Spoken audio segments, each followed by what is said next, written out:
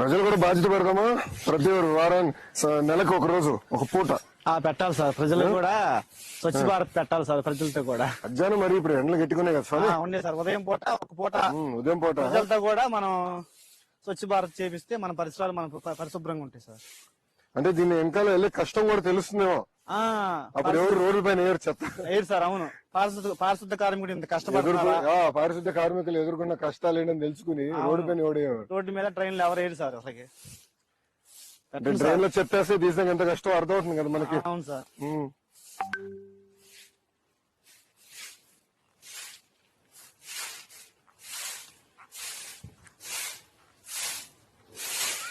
ఇప్పుడు మనకు కావాల్సిన ఎక్విప్మెంట్ అంతా సరిపోతుందా?